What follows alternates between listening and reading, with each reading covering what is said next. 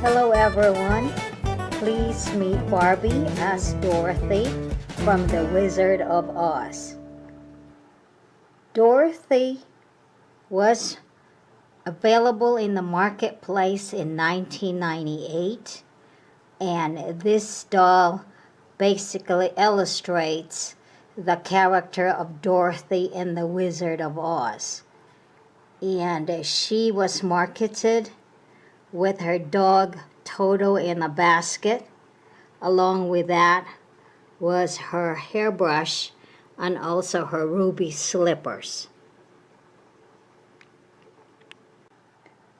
Dorothy was sold in the marketplace at $34.95. However, this Dorothy I got from the thrift shop as a rescue doll, and I only paid $2 for her. When I first got Dorothy, all she had was her original dress.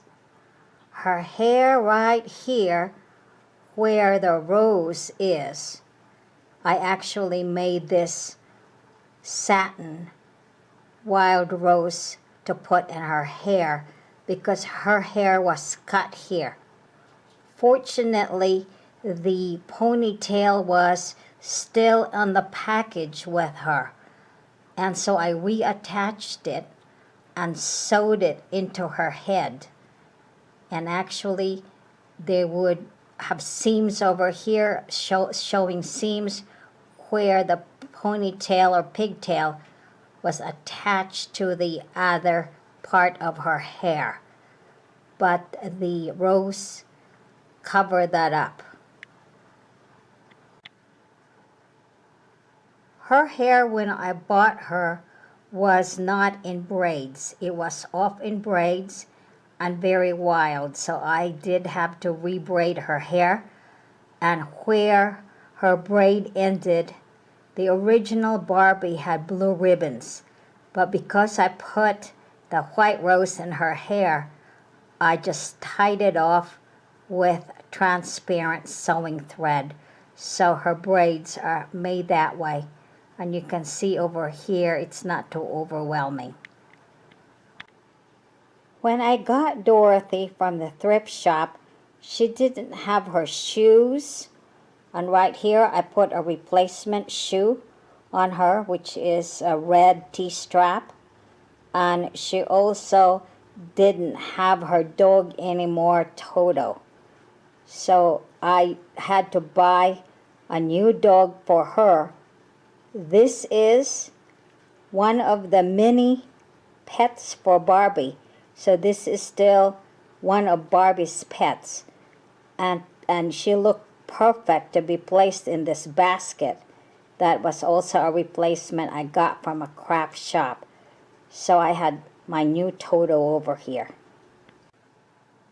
Dorothy has the Jewel Girl face mold, which was first introduced into the 1990s, actually around 1998. We're going to look at Dorothy's satin gingham dress, starting with her collar. As you can see here, the collar area has the rickrack, which is blue trim, that's trimming her white percale blouse. And she has this satin dress that has straps in the front, very small buttons at the waistline that held onto the straps, and then it's attached with a dirndl skirt, and here another trim whereby it is a self-trim with the fabric and was cut in a bias and applied as a tape. And her dress stops just a little bit above the ankles.